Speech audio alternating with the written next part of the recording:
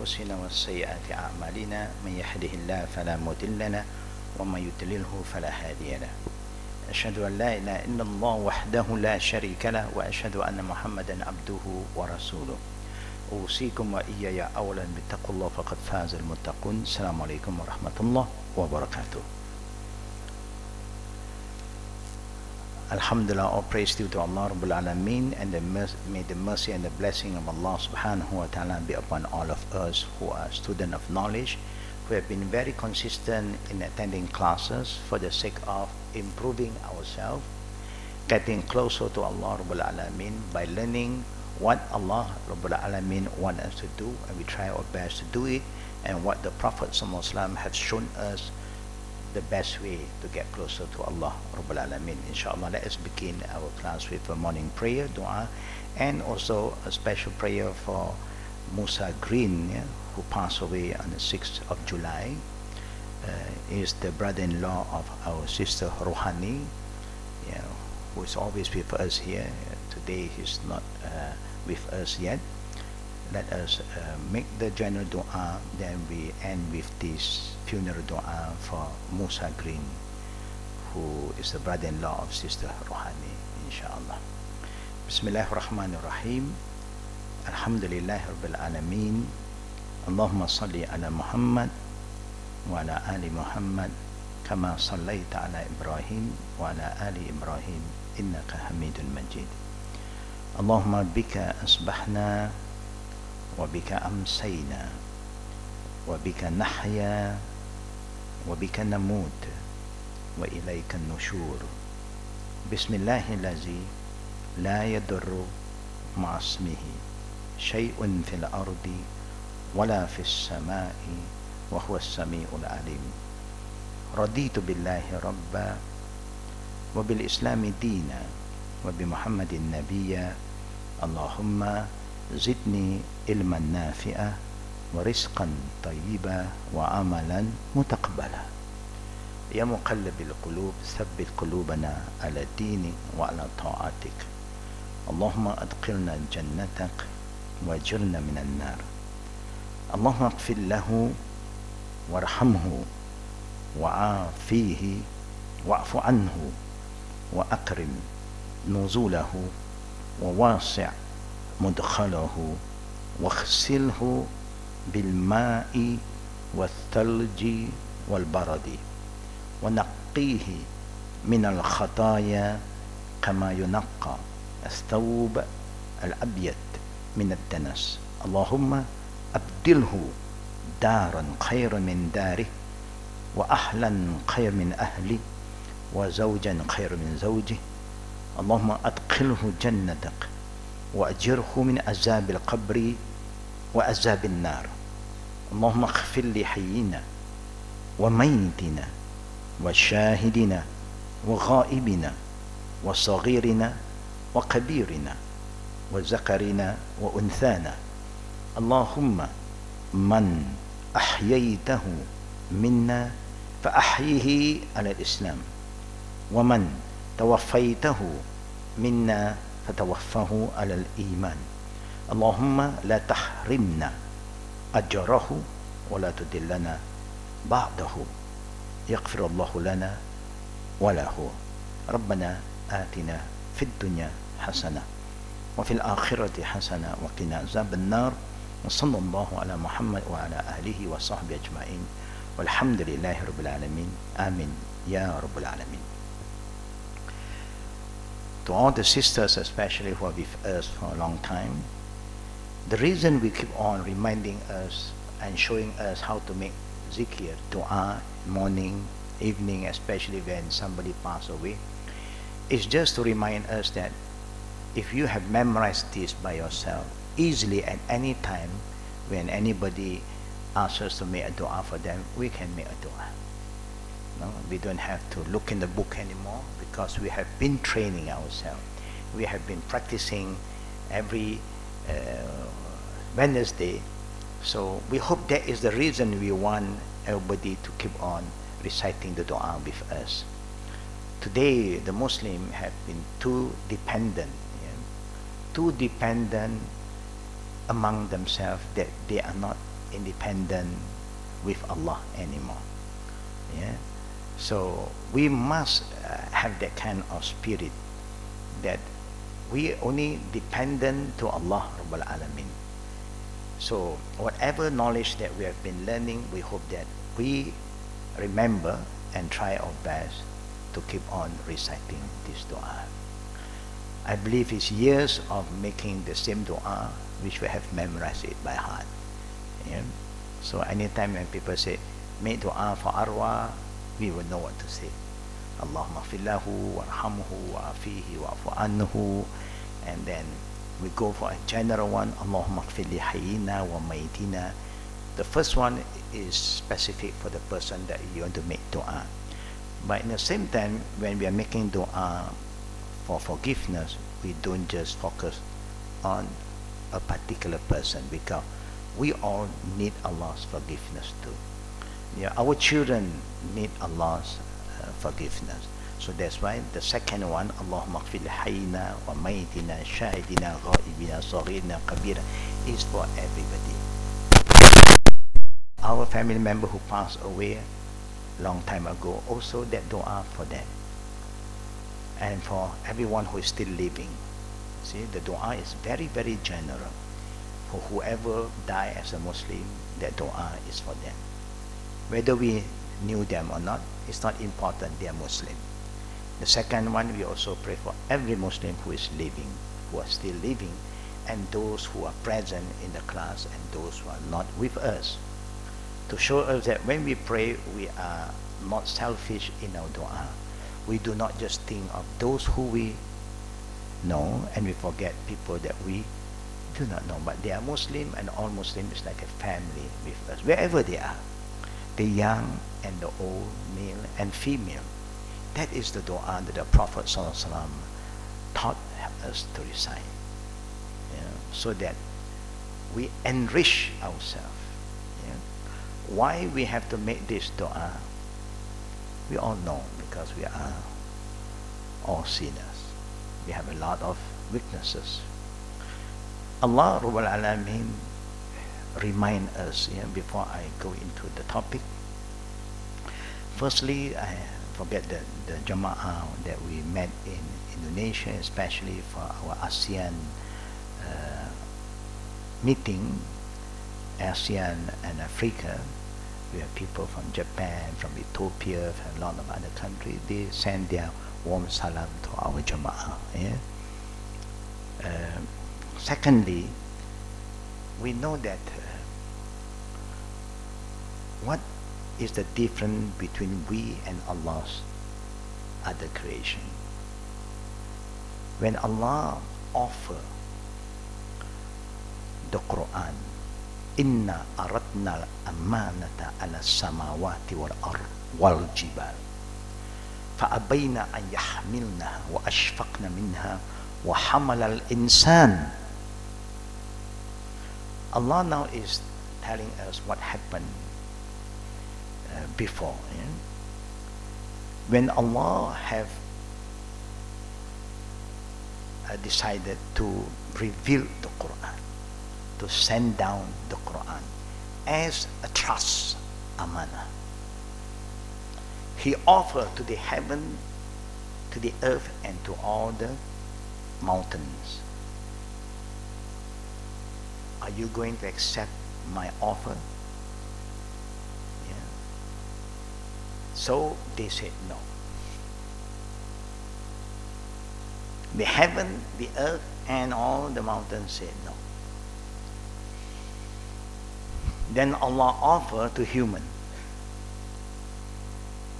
Human said yes. And that's why we are special. That's why Allah grant us as the best. And then Allah also informed us, innahu kana zaluman jahula. Allah used two things, zulm wa jahula. Zulm means zalim. Jahula means ignorant, jahil. Now, under the category of zulm, is divided into three parts. Al-zulm la yaghfiru. A person who commits zulm, the first one, and if he dies with that zulm, Allah will not forgive him. Number one, yeah. What is that kind of zulm that Allah will not forgive? Shirk. In Surah Luqman, Allah said, Inna shirk la zulmun azim. Indeed, shirk, committing shirk, is the biggest zulm. So this is one zulm. The second zulm, yaghfiru. Allah will forgive us. There is a zulm li nafsi. We commit zulm to ourselves.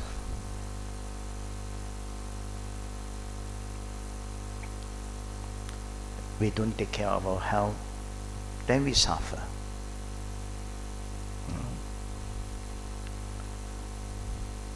You involve in intoxication, gambling, you will suffer. When we don't cover aura at the age where we must cover, it's a zulm to yourself. You commit zulm to yourself. But that kind of zulm, Allah can forgive. And the third zulm is that will not cause harm to you as a person, but you commit zulm to other people. You're okay, but you commit zulm. You lie to people. You cheat others. That means you are committing zulm to other people. But you get out wrong. You enjoy life while people suffer.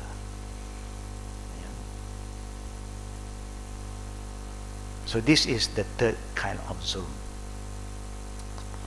Now, when you say zulm is what you call qalbiyah, most of the zulm derive from the inner part of ourselves, our heart, from inside. The bad feeling we have, the negative feeling, the negative energy, the negative thoughts, all are zulm. Then you are starting to be judgmental, you look down upon others, you humiliate others. This is zulm from inside. Something is wrong, that we have no peace in our heart.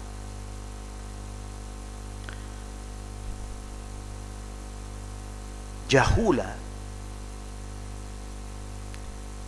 is something to do with your aql. Zulm is to do with your heart. Jahula is to do with the intellect. Jahul is jahil.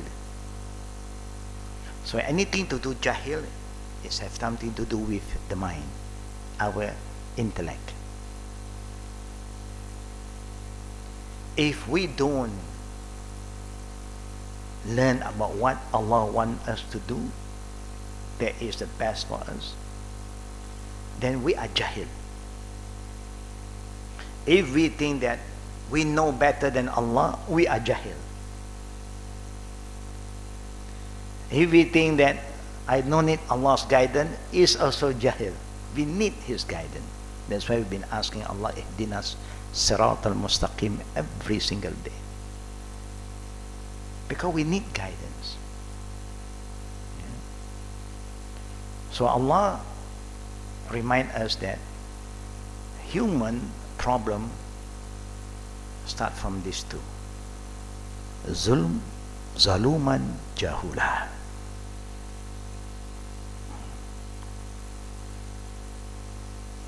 And that's why Allah revealed the Quran as a huda, وَبَيِّنَاتٍ وَالْفُرْقَانِ, as a guidance, and is here to explain to us very detailed and a criterion to show us right is right, wrong is wrong. No emotional feeling involved.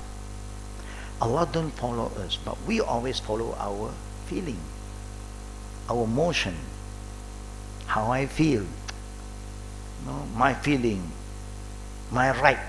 Allah have given us all our right, but we forgot Allah's right. That's why we are zulm to ourselves, unthankful, ungrateful, and we thought that we know better, jahil. That's why the early generation is so blessed. Anything relate to Islam, under the name Islam, they will never say anything about this religion without reference from the Quran and the Sunnah.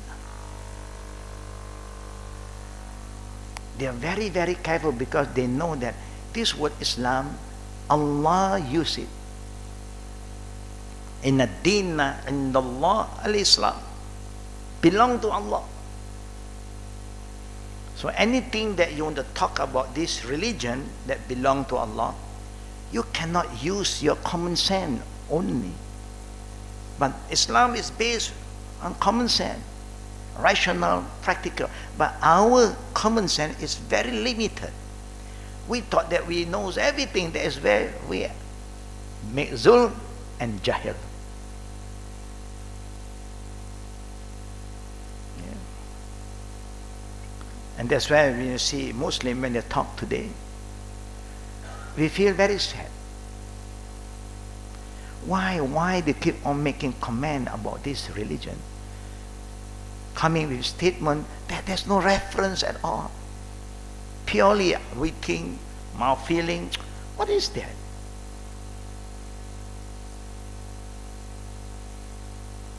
And that's why Allah wants us to follow the messenger. Why? Because the Prophet is a man, وَمَا يَنْتِقُ عَنِ الْهَوَىٰ إِنْ هُوَ إِلَّا وَحْيٌ يُوحَىٰ. He will never say anything about this religion based on his feeling, except what Allah revealed to him, guided by the amanah, the Quran. And that's why Allah's blessing is always there for them. They are minority, but Allah gives them glory.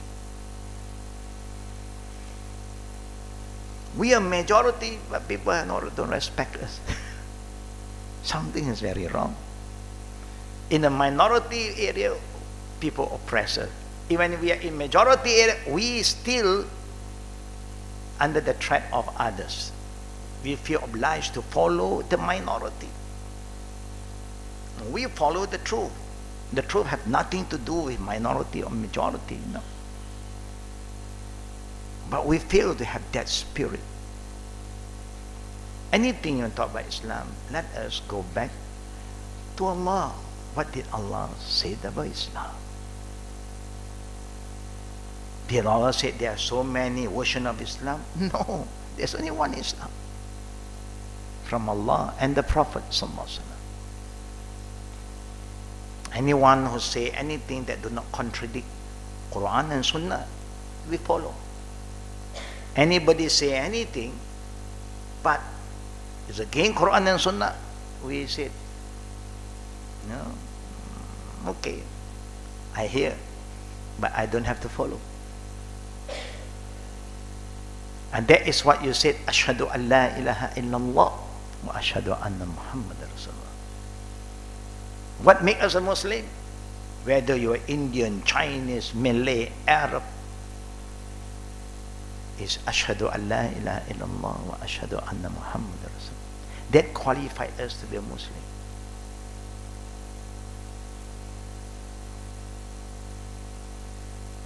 Do we agree with that? We don't look at your color. We don't look at how you look, beautiful, ugly, no, young, old, rich, poor. when you say Ashhadu an la ilaha illallah wa ashhadu anna Muhammad Rasulullah, alhamdulillah. But then you have to follow. You say that you believe in Allah, then you follow what Allah wants us to do. You say you believe in Prophet Muhammad, you follow the teaching of the Prophet. Did our Prophet curse any of the companions, Abu Bakr, Umar, Osman? No. Now if you say you are a Muslim and then you curse these people, so can we accept it? We can't. How can you curse a person where Allah have glorified them? Allah acknowledged their iman. The Prophet acknowledged their iman. The Prophet said they are the people of Jannah, and you curse people of Jannah. Now if you still can cooperate and still can tolerate this kind of thing, meaning we are nobody compared with Abu Bakr. We are nobody compared with Umar. We are nobody compared with Osman and all other companions. We are no one. Who are we to compare with them? If any Muslim curse them, who are we to them? Who are we to them? We are nobody. This is just an example. So always remember, anything to do with Islam, don't just say anything you like to say. Quiet is always better. And let the people who have the right knowledge, to sit down and discuss about all this. Then you have a better answer, a better solution. There will be a lot of understanding, not misunderstanding. And people will have the right feeling, not the wrong feeling. Today when we talk about peace, they say we are terrorists. Something is very wrong. While we are preaching peace, they say we are terrorists. When they do all this nonsense, they are not terrorists. They create unrest and they are not terrorists, they are peacemakers. You see, they twist and turn everything. Are they a proxy for somebody? Of course. Common sense will tell you, why must we create all this hatred unless you have an agenda? Why you create an issue when there's no issue? Because there's an agenda.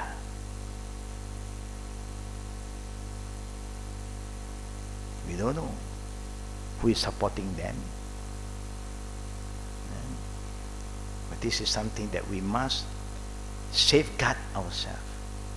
That's why the Prophet said, if you can take care of your tongue, what is between your two lips, paradise is almost very close to you. And if you claim that you are a believer, and the Prophet said, "Man kana yu'min billah wa yawmal akhir, falyaqul khairan aw liyasmut." Whoever say, "I believe in Allah and I believe in Akhirah, there is a hisab, there's a judgment day," you want to say anything, make sure what you say is guided by the wahyu and the sunnah. If not, quiet. Is that easy to be quiet? Huh? Oh, it's a great jihad. But it's something that you can control. It is yourself, your word, your tongue. But so difficult. Allahu Akbar. Allah musta'an, may Allah protect us.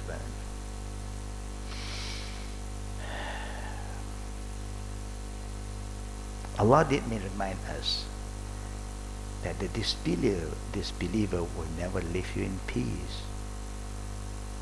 وَلَوْ كَرِهَ الْمُشْرِكُونَ وَلَوْ كَرِهَ الْكَافِرُونَ. They will keep on provoking you. You must use the wahyu to counter this problem. Those who have authority, use the authority. What is this? What are you trying to create here?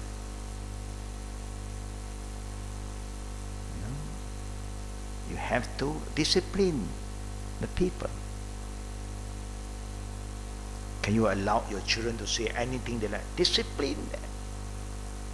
You must know who you're talking to. All these are very important. Very, very important.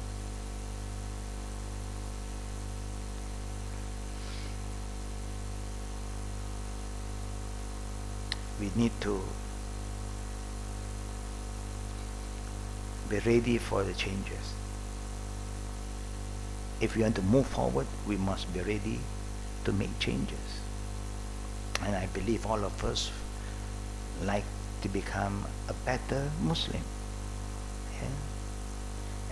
Especially when you reach 40 above, I think majority of us are 40 above, Unless you think that you are 40 below, still young in heart. Alhamdulillah. But the important thing is time for us to change. Be more positive. Have a lot of patience in handling issues, because we are people of knowledge, so that we don't commit zulm and we don't behave like people who have no knowledge. Jahl. Now let's come back to the book. According to what is written on my book here, referring to the topic of funerals, page 255. Is that page 255 today? Yeah? Normally, the one who will be very firm to confirm it, is Sister Rohani Aisha, but they are not here with us. May Allah grant them wisdom, inshallah.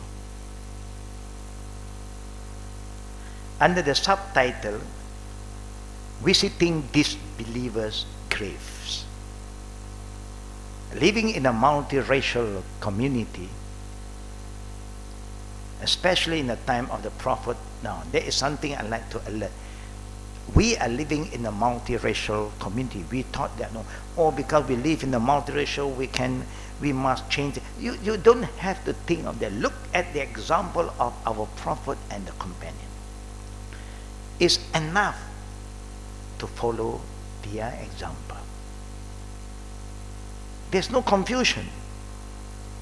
They are the first generation. They live among the mushrikeen. There are 360 different tribes in Mecca alone. The big, the small. Mecca and 300, that's why you have 360 idols. Every idol represents one tribe. But when the Muslim, those who are from all the different tribes, they come to Islam, they came to Islam,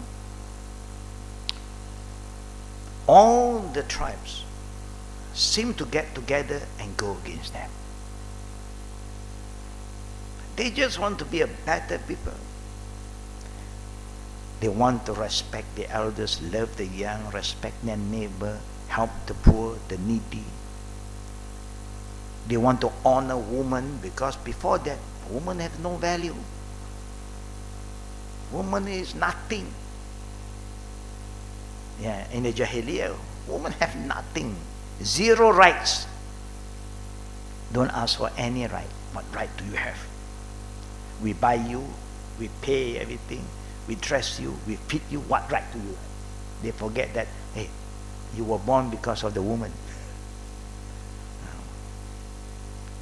See, Jahil. Alhamdulillah. Now, don't live like, we are in the new environment.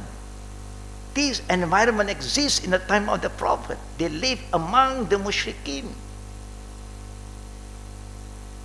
who go against the Muslim. But the Prophet ﷺ was sent by Allah to train this ummah to be the best ummah with the best character, akhlaq, patient, hardworking, don't lie, don't cheat, be trustworthy, be caring, and be very patient and wisdom. And what happened? Most of the Sahaba, their family died as a disbeliever. Some family members of our Prophet, Abu Talib, his uncle, yeah, Abu Jahl, all they are non-believers. And they die as a non-believer.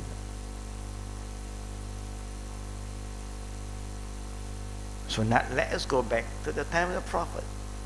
Can we visit the grave of the disbeliever?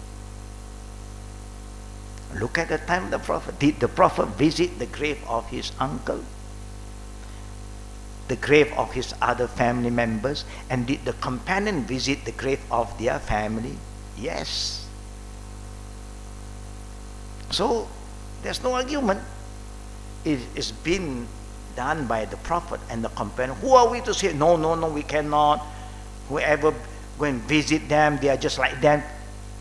Did the Prophet say you will become like them? You go and visit the graveyard of the disbeliever? The Prophet never said that. But the Prophet confirms that I had the intention to make dua, but Allah do not allow me, but He allowed me to visit their graves. So, only dua, no. Dua, leave it to Allah. They choose to die as a disbeliever. There's nothing for us to make dua for them. Now it's between they and Allah. Nothing to follow our motion. According to our motion, of course, wow, why can't I? No. Even Adam, yeah, even Abraham want to pray for his father. No. Yeah. Noah want to pray for his son. No. If they have decided not to believe. And this is also the sign of la ikrah fid din, no compulsion in religion. You choose to be like that, there is your choice. And if Allah said, I can make dua, I make dua. If Allah said, no, I stop there. Easy? Is that easy? Follow our feeling, Allah.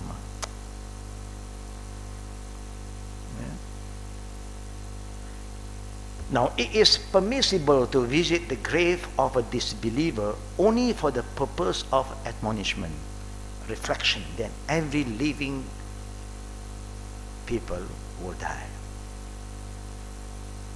It's not only the disbeliever will die, the believer also will die. It's not only the bad people will die, the good people will die too.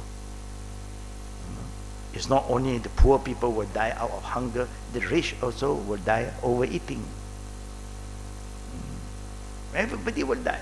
So the purpose that Allah allowed us to visit the grave is for that. So you remember, it's like how important the Prophet wants us to visit the sick, the people who are sick, to remind us. No, you do not know what is health. And you cannot appreciate health until you experience sickness. Then you see you're so helpless. You know? But then you are well again. MashaAllah. Then you understand, you value health now.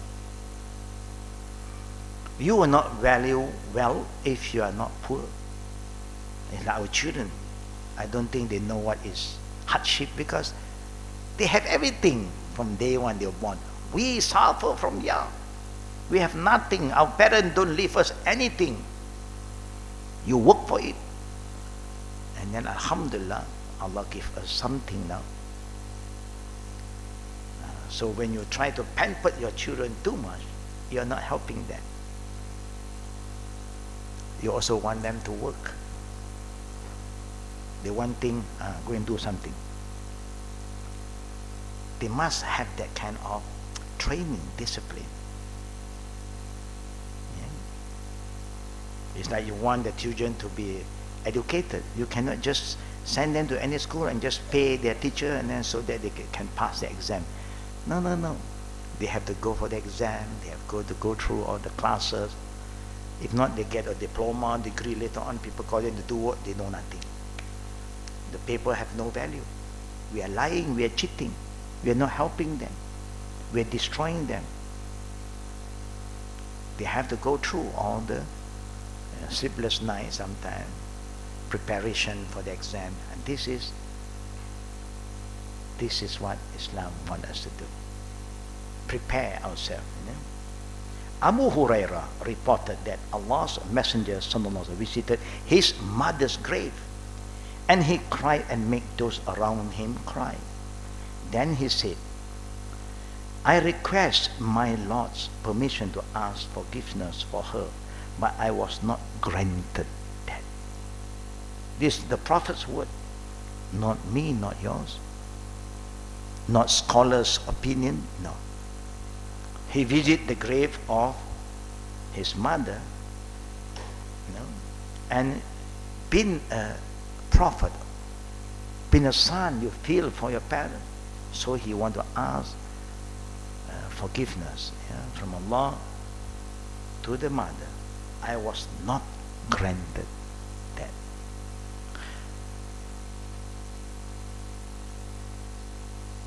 What do we learn from this sentence? Do the mother of a prophet die as a believer? Yeah? Just an example. He was not a prophet at that time. But do you blame her? No. Who knows about her future? Allah. Leave it to Allah. If this religion is from Muhammad, Muhammad can say, no, no, no, I will do what I want. He can't. Even he feels so sad. He's so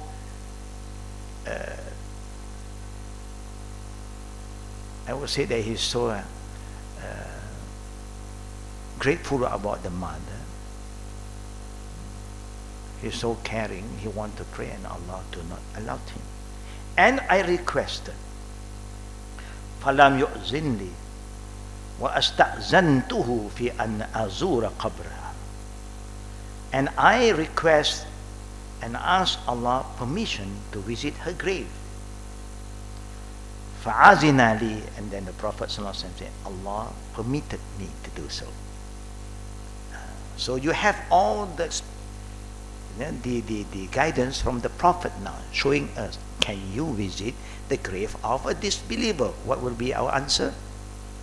Yes. Is it cannot? No, no. Who said cannot? Oh, you got scholar. Do the scholar knows better than our Prophet ﷺ? If you try to entertain the opinion of scholar and ignore the saying of the Prophet, you are belittling Prophet Muhammad's words, saying and action. He do not just say, he also went to the graveyards of the disbeliever. He permitted me to visit. So visit the grave for the remind of death. And alhamdulillah, until today nobody bring music instrument to the graveyard and play some music. Nobody do that, because that is not the right place. It's not a place for entertainment. It's a place of reflection. And that's why when you enter the graveyard, if they are Muslim graveyard, you give salam. What is that salam for? Dua. Assalamu alaikum ya ahla diyar minal mu'minin wal muslimin wa inna insha'Allah bikum lahikun. It's a reminder. We pray, may Allah's peace and blessing be upon all of them, and they have returned back to Allah. We are going to follow soon. It's a reminder. Even if we don't like to go to the graveyard always, but when you die, people will have to bring you there. When you're alive, I don't want to go, I'm going to go, I'm afraid of it. When you die, people have to carry you there, whether you like it or not. It's a place that everybody will have to go. So now the Prophet have informed us that Allah allowed him to visit the graves of the disbeliever, and then he said, فَزُرُوا قُبُورَ فَإِنَّهَا تُذَكِّرُ الْمَوْتِ. Visit the graves. Yeah. But of course we don't do like how they do. لَكُمْ دِينُكُمْ وَلِيَ دِينِ. When you enter the grave of the disbeliever, you don't give salam. Just visit. If you need to do some cleaning up, you can do the cleaning, just to make sure that it's not dirty and so on. Yeah? That's all. Yeah? You don't have to bring flour, you don't have to bring water. Yeah? Nothing, no food. Other people will bring food. Yeah? Because they have their own belief, that they know that the one who have died, they need food. They will burn money sometimes. They buy it from their own area, and they buy millions, and they'll burn it. And they have their own understanding, because that is what they were taught. Yeah? They were taught that, you know, there is a life after death. So if you don't burn the money, they will be poor. They have no money to buy food. They got supermarket, mini market down there. So you have to burn, and then the transaction will go there, and then at least now they receive some money, they can go shopping. They even burn car now. Well, not the real car, make of bamboo and then paper. And they realize that, no, the arwah don't know how to drive, have no license. They'll send a driver. It's happening based on their upbringing. They were taught. Why they do that? They believe there is life after death. That's why they do that. If they don't believe, why are you going to waste money? You know? And if you know that those family who pass away who love to do this thing, and they'll buy that particular thing in a form of paper, they know what to do. You know, the shop are very good in all this packaging. You know, they also have their own package. You know, like they have what we all say raya. You have raya what? Hamper. They also have their package hamper. You want what? What do he like? Oh, he like this biscuit. We create this kind of biscuit for them, you know? And then we will burn it, and then the biscuit will arrive. You know? They like what? They like durian. We buy a kind of look like durian in a paper form, and then you burn, and then the durian will be there. Yeah. If they like mahjong, you have a set of mahjong, and then you learn, so that they have something to entertain themselves. You know, they believe strongly there is life after that. That's why they do that. But we will go for a Muslim just to bring in the prayer, because the only thing that can save them is the prayer to Allah. Yeah? So if you are not used to it, but you don't judge others. Yeah? For Chinese people, they have their own month where they will go. Majority will go according to that particular month. There's their way, but upbringing is very important. That's why when people say that, no, we must give freedom to everybody to choose what religion they want. What did the Prophet say? We are Muslim. We follow our guidance. What do your religion say about this? Ask them. Don't just say anything you like. Our Prophet has said, I just read from Philippines. The president said he don't believe in God. This God is, he ignore. How can this teaching say that God exists and we inherit the sin of Adam? It's not logic. It never makes sense. And he challenged his own people. Who can prove to me God exists? Who have seen God? Come and tell me. God, nobody dare to say they have seen God. No. Neither they have met Jesus. But anyhow, the beauty part of Islam is our Prophet said, and Allah confirmed it. In the Quran, Allah said, وَأَلَّيْسَ لِلْإِنسَانِ إِلَّا مَا سَعَى. Human will never get anything more than what they have earned in this life. Whatever they do, that is what they will get. Is that fair? Very fair. How can you commit sin? I will be responsible. No, no, no, no. You'll be responsible to your own sin. And the Quran also said, Allah wazira waziratan wizra ukra. Everybody will be responsible to your own sin, and you'll be burdened with what you do. Other people, they will be questioned by Allah according to what they have done. We will be questioned by Allah according to what we have done. Very fair. We don't inherit the sin of anybody. We inherit property. Alhamdulillah.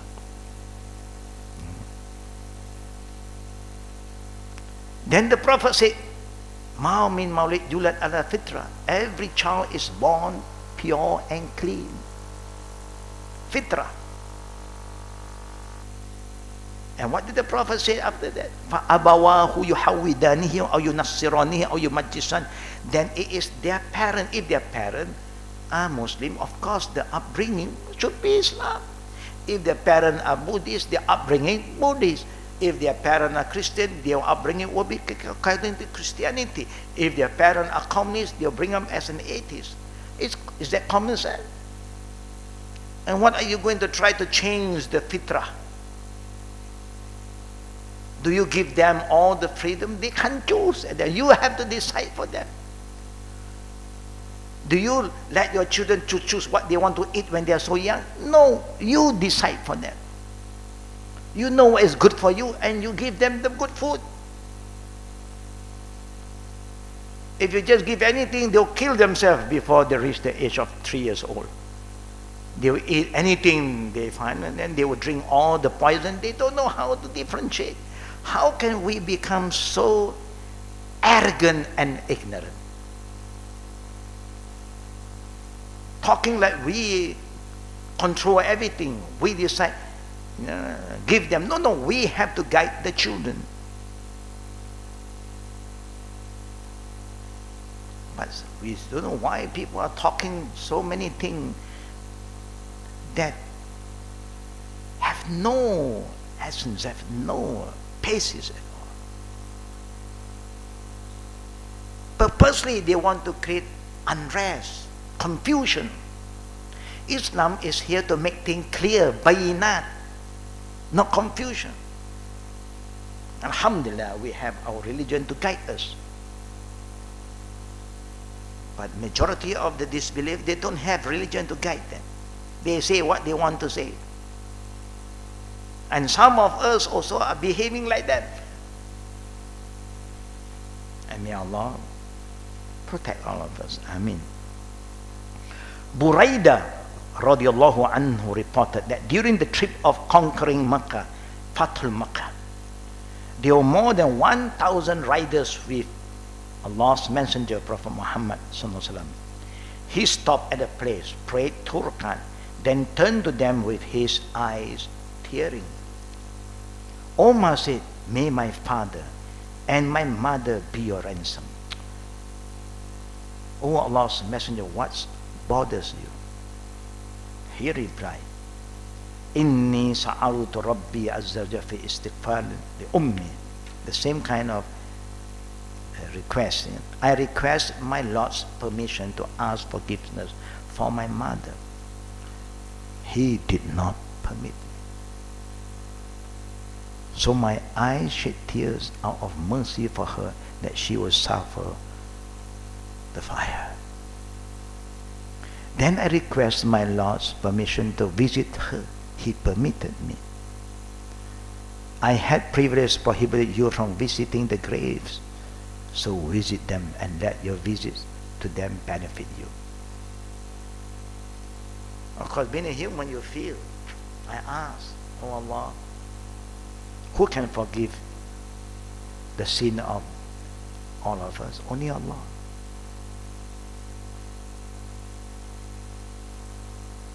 Now look at our Prophet. When he asked, he humbled himself. He don't do anything he liked. If he's a person who follows his feeling, why can't I pray for him? I'm a prophet. I'm a prophet. This religion belongs to me. I decide. No, he can't. He is just a messenger. He convey what Allah revealed to him. But look at his adab. He asked Allah. Because he know at the end of the day, when you ask, you pray for anything, it's Allah who decides to accept or reject. So you ask. Look at the powerful dua. I think I shared with all of you. Of Yunus alayhi salam. You remember that? Yeah. What did he say to Allah? He didn't ask a lot of things. He just asked for forgiveness. He admit his sin. La ilaha illa anta. He acknowledged Allah's power. None have the right to be worshipped except Him. Everything go back to Him. So he said, La ilaha illa anta subhanak. He glorified Allah.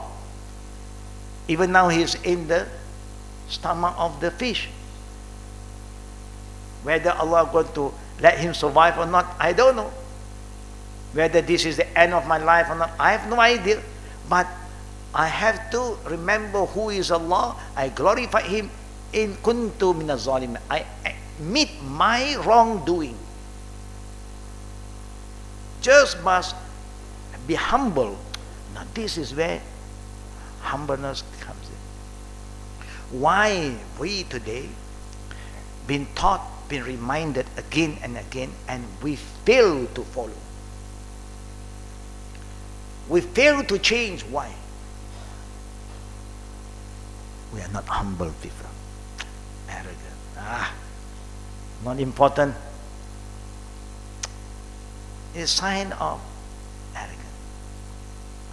It's bad. Matarahak, the Prophet said. You ignore the truth.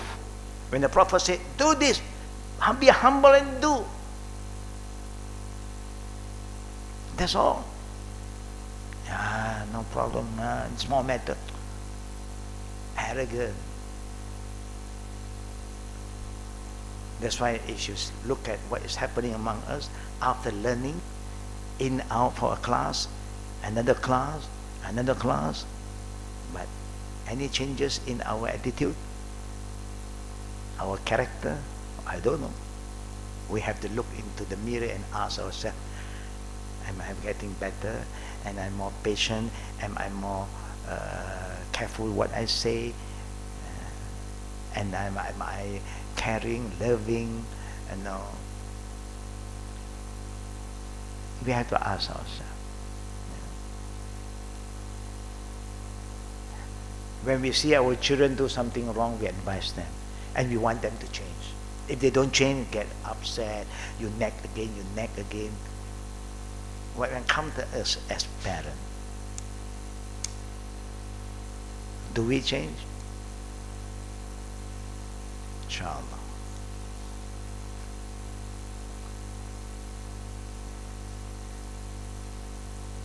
The important is the intention.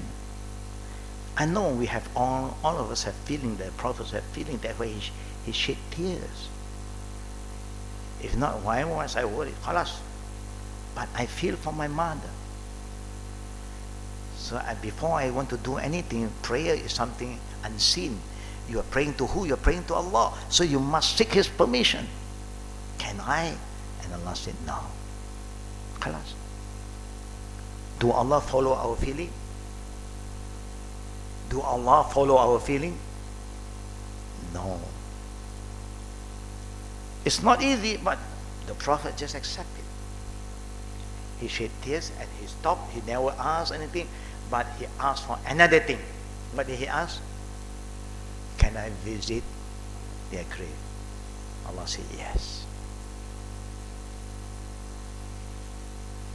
He never asked, why Allah? Why can't I pray for her? Is her not her mistake? He just accept. Sami'na wa ta'na. He listened and he obeyed. We have a lot of questions. Why? Why cannot? I don't care, no. I want to ask. People do that. We human are nafs. Very rebellious. Because we thought that we know better. But you must believe in the justice of Allah. Allah is telling us that there are certain things you have no power. I decide about them, their future. Allah will make the final decision, not you. So it's very wrong to say to somebody, I guarantee you paradise. Who can you guarantee paradise?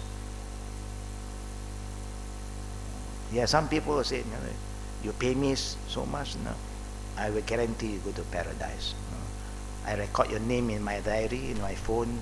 No. No. This is all business. Yeah. Don't ever believe in that. Yeah. Who guarantee us to paradise is only Allah, because paradise belongs to Him.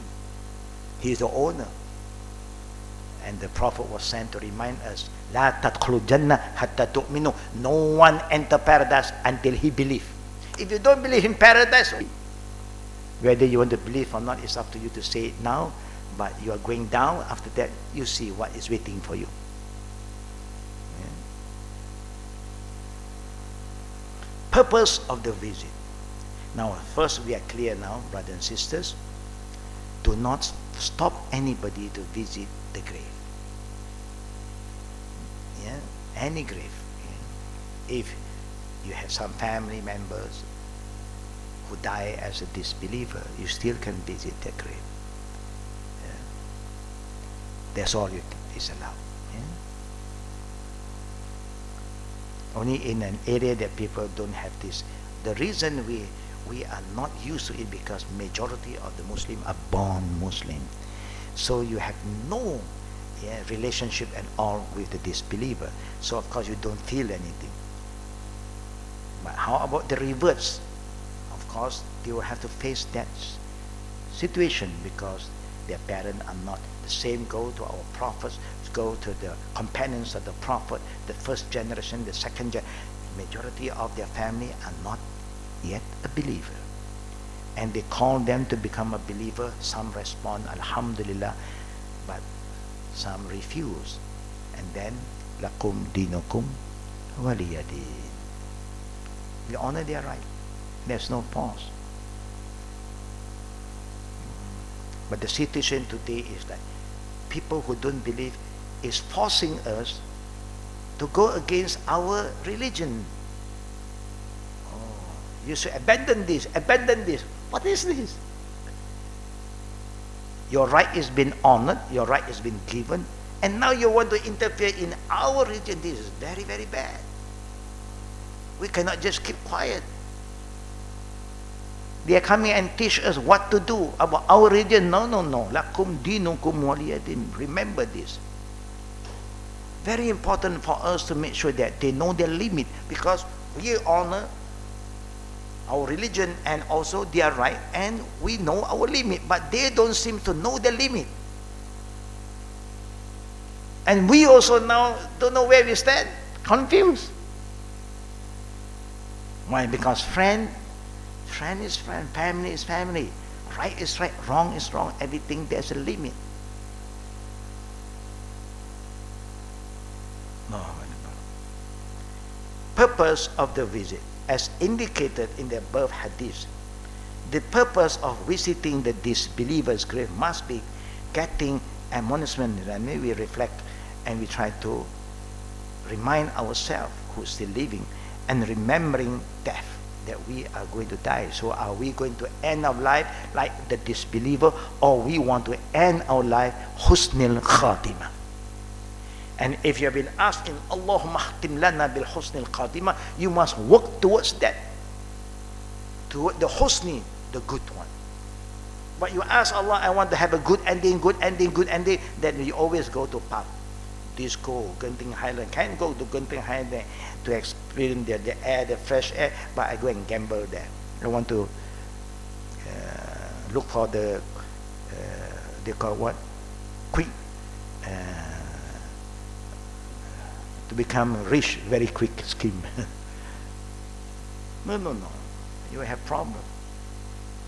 If you say you want to have a good ending, you plan your movement. You be active in doing all the good things and be positive about it. Anything that positive, you must not forget. The test will come to you. The trial is going to come. Allah is going to test you. And sometimes you derail yourself. Come back. That's why in a jama'ah it's important, because jama'ah will know, okay, now you are derailed, I will help you. Or somebody also is derailed now, we help them. And that's why we complement each other. What is good, we complement with each other. What is bad, we do not want to participate if possible. But if the bad people want to be good, what do you think? Should we help them? Of course. Are we going to say give up? No. I give up. No, why must you give up? If your children is so rebellious, do you give up on them? You don't give up. Especially when they come back to you, help me, I want to change. Allahu Akbar. Allahu Akbar. Yeah. May Allah give us that mercy, so that the mercy of Allah will be also on us.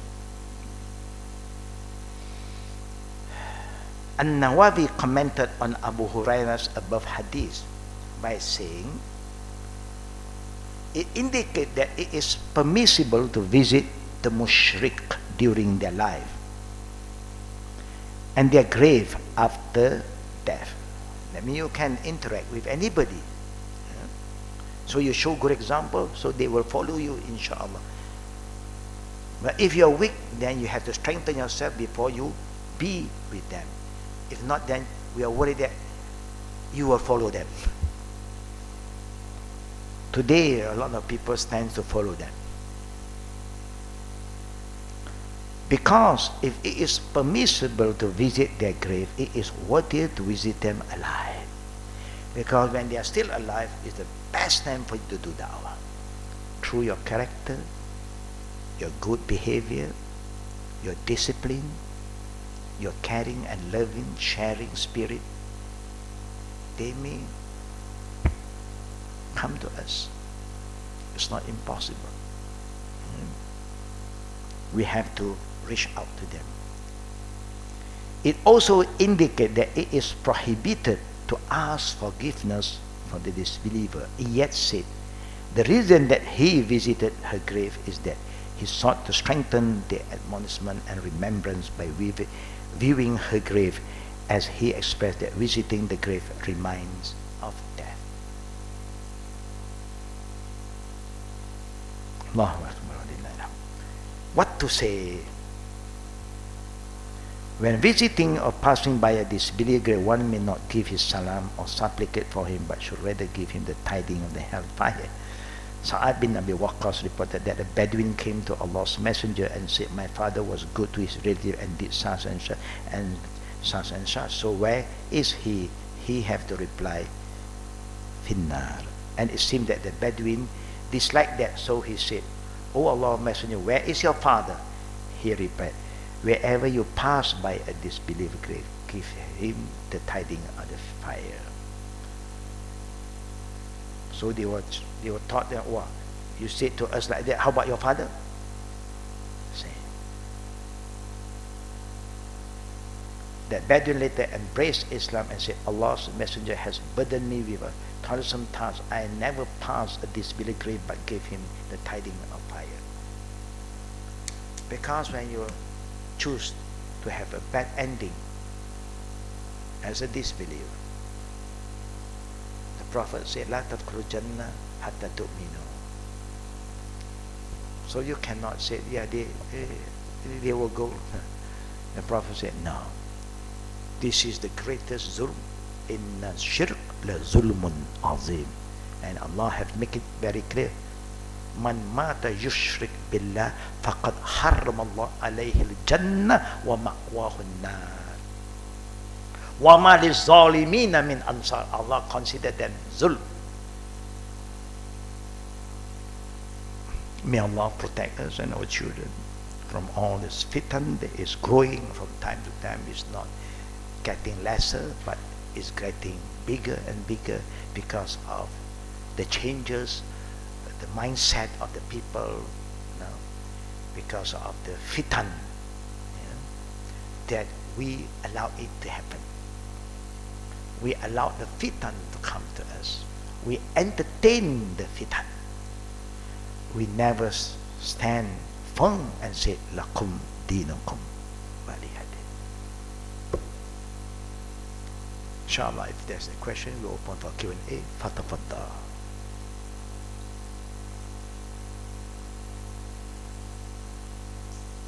Question from the Jama'ah.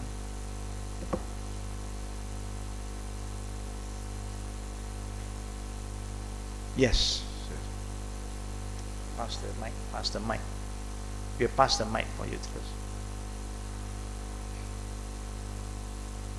Assalamualaikum. Walaikum salam wa rahmatullah wa barakatuh. Just to reconfirm again, this lakum diyukum waliyadini is the right of us, is it? Lakum diyukum. Yeah. Thank you. Meaning, when you are having a discussion with a non-believer, you cannot force them to believe what you believe. You can't. So neither they should force you to do what they want you to do. No. Anything against my religion, I will not do it. Neither I force you to follow. No, I will share with you, show you, the beauty of this religion and the human rights that this religion provided. If you can accept, Allah, you don't want to accept, that is up to you. It's like the food. This is halal food. You want to eat, you welcome. You don't want to eat, I cannot force you. But you cannot force me to eat what is haram. Can you allow them to force you to eat what is haram? No. When it comes to this, we are careful. When it comes to other things, we let it korang. When it comes to food, oh no, I cannot. I want to see the halal logo. I don't know why we are.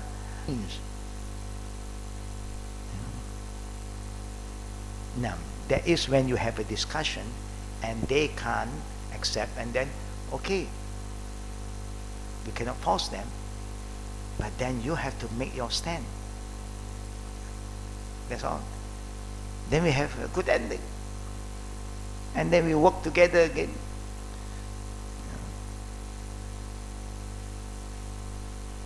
Just an example. Thank you. Now, next question. Any other question? No problem. Okay. The mic. They want to record it. Yeah, but they want to record. They record it, please. At presently we are Get close to the mic. we are facing with this Shia group here, which is getting very, very big now. And the second one is the Tahfiz school. There's a talk about it within the Ministry of Education and the Tahfiz group and all this. This is my question is, what do you think of this? Yeah. I think there's nothing for us to think about it. Then, The only thing we must face reality. There is some truth in what the education or the command from the Ministry of Religious Affairs. Yeah? Because we encounter people are commercializing all these things. They know, no, when you say tahfiz, everybody is so, supportive. People love the word tahfiz, close to our hearts. So you have people who don't have qualification. They just want to start somewhere and then start to collect fund. It's a business. We have seen this.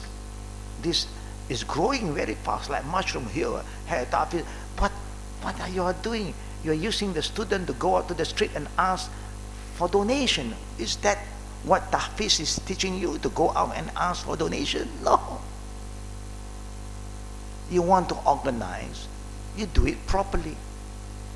And then you must be able to finance yourself. You must be able to maintain. You cannot just ask everybody for help. Then it's good money, what? So easy. You start one tahfiz, you got donation here, donation there. And where do the money goes? Only Allah knows. I myself experienced that before. Now, anything to do with education, if you have the means to run, go. Do it properly. Help the ummah, help the young people. They need guidance. But then you must be clear of your intention. Don't make money from that. You are going to help. But if you don't have the means, why must you burden yourself? Why must you burden, oh, I owe this, I owe that, I rent it. Why must you burden yourself? You can even teach 5 students in your own place. And if you think you can extend, you extend. It's a simple thing. Can you just open a school when you don't have the means? And then back here you ask for this. Why will you burden people? If the government have their own program, why not we use the facilities, the privilege provided by them? But if you have the means, it's like going to a private school and the government school.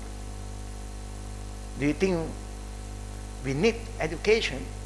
But if you have extra money, you want to send your children to any place, go. But you don't go and send them and ask for donation. My son fees, and what is this? It's not. No, it's not practical to do that. Don't burden others. But to say you stop is not right too. If those who can, let them do it. They are trying to help the ummah. We should support. But they should not burden us. You see, لا يكلف الله نفسا إلا وسعها. Allah said, don't even burden yourself, because Allah do not burden. Why must you burden yourself? If you have the means to just teach 3 first. If this 3 becomes successful, this 3 will go out and teach more, and then you grow. That's how the Islamic education start. Very simple, very basic. You learn in your daily life. But if you want to run a place, then you must be asked yourself, are you ready? Do you have the means? You have, go. It's like you want to send your children abroad to study. Do you have the fund? Yes, go. Who can stop you? Oh, I must ask this from, I want this. People may respond once, but if you keep on, it's like a business, So they do have some right on what they said, but if somebody said stop and close, also it's not wise to say that. So in other words, the government must be ready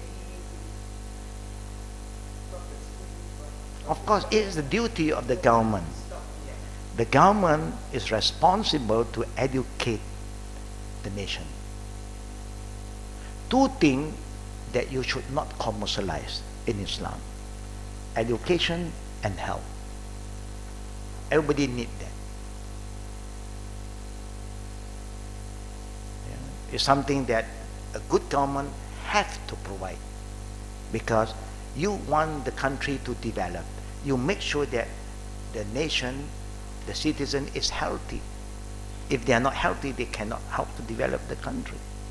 You want to develop the country, you need people to have knowledge how to develop the country. So education is very important. But what fails us today, education is just for education. We are not building the coming generation to be a very responsible citizen. Yeah? It's time when the government give it to us, give us all the education, yeah, almost zero, maybe certain fees here and there, and in return you do not help and give back to the country. When you become somebody, it's time for you to give back. That's how you develop the country. You know, seeking knowledge is compulsory. Anything wajib, can you commercialize? You can't. Can you commercialize prayer? Or you want to come pray, ringgit or 50 cents per entrance. Why? Because you use water in the mosque. You use electric, 50 cents per entrance. What will happen to us? You go lah. You run your own mosque. Anything is wajib, is free. It's our duty to provide. It's a duty of every parent to educate their children. I mean, there's a basic responsibility for the country, the leaders. That's why the Prophet said, "Kullukum ra'in wa kullukum mas'ulun an ra'iyat." Everyone is a leader. You will be questioned upon your leadership.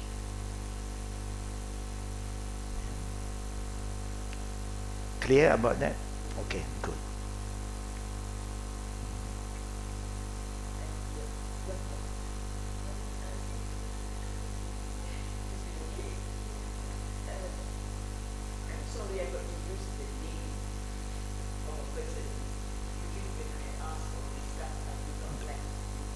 Don't use the name better.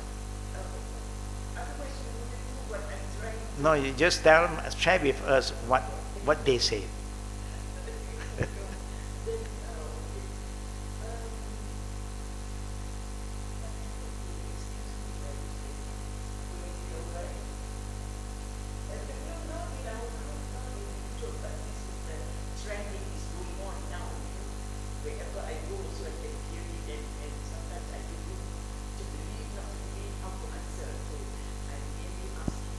Okay, okay. It's about Siti Kassim, that the mother is empty-handed, and now she is coming out, you know, and I'm scared when I hear all this. So what do you think about? There are a lot of people of knowledge around.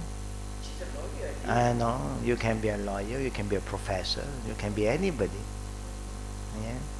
But when you want to talk about reality, when you want to talk about the truth, it's not what you say, it's what Allah said to us.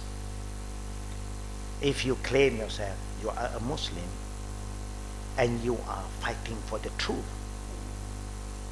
is from Allah. It must be guided by Allah's guidance. Al-Haq min Rabbik.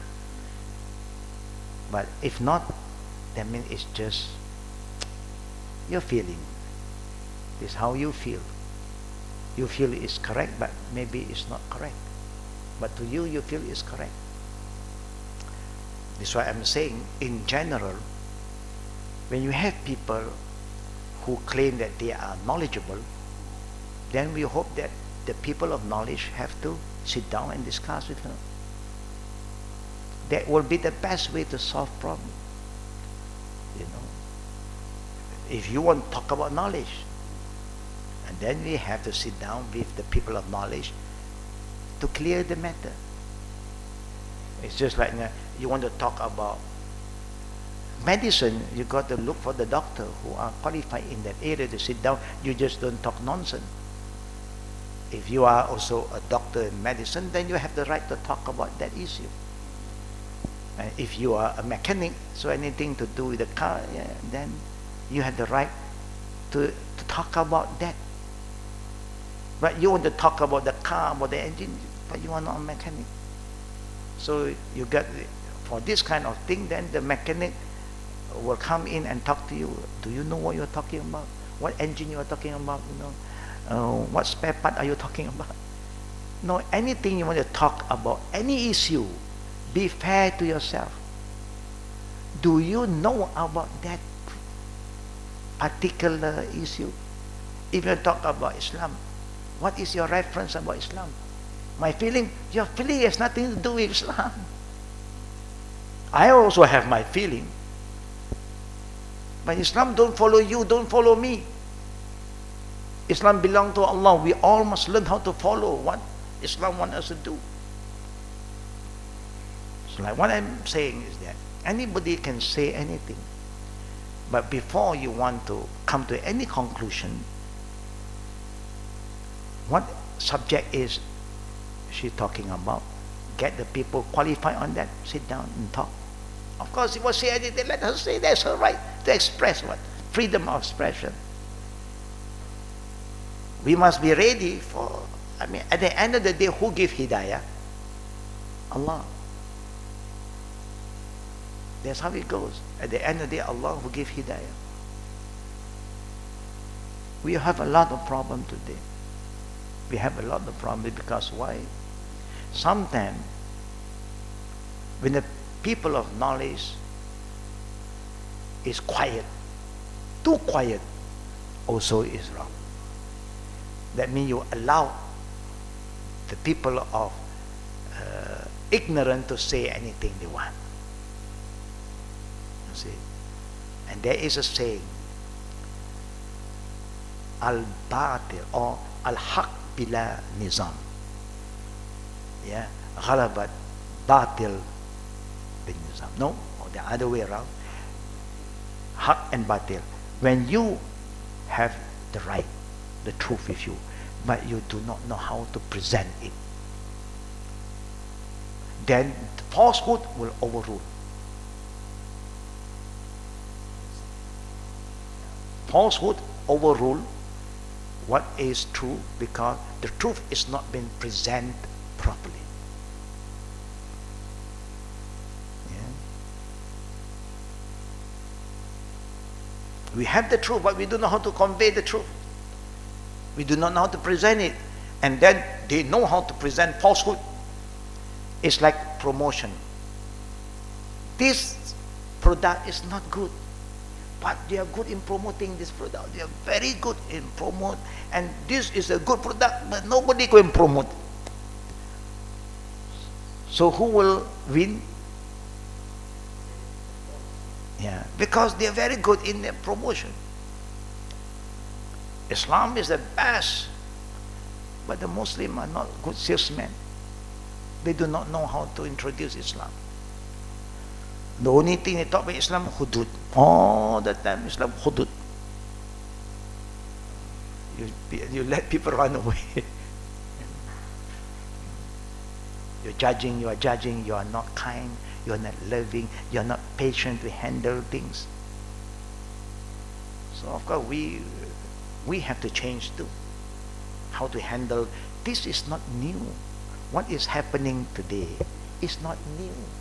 It happened earlier and all the time. In the time of the Prophet, before the Prophet passed away, you have Musaylama and all the other who is claiming, who is just twisting and turning everything the opposite way. It happened. How we handle? Because the people have the wisdom. They use the Quran and Hadith to solve the problem. We don't use the Quran. We use our logic. And we also must pray. I know it hurts us sometimes. You see, when something comes within, it really hurts us. That's why the Prophet always said, if you don't know what you're talking, better keep quiet. Don't touch that issue. I'm not qualified in that. But if you want to think that I'm qualified in everything, that is out of zulm. It's a zulm.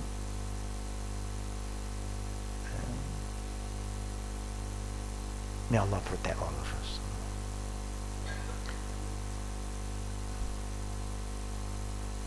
Inshallah, brothers and sisters, don't forget our coming event, yeah, this one.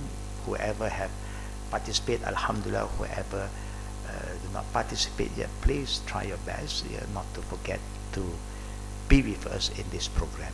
Yeah. Further, Sister Kartina is here, that you can follow up, yeah, with them, inshallah. Yeah. So this is for the benefit of all of us and for what we are doing every year since Al-Qadim's been established, inshallah. Yeah. Inshallah, we hope to see you all again, yeah, and make a lot of dua. This is a trial period for every one of us. Yeah. Yes. Very challenging. سبحانك اللهم بحمدك أشهد أن لا إله إلا أنت أستغفرك وأتوب إليك. السلام عليكم ورحمة الله وبركاته.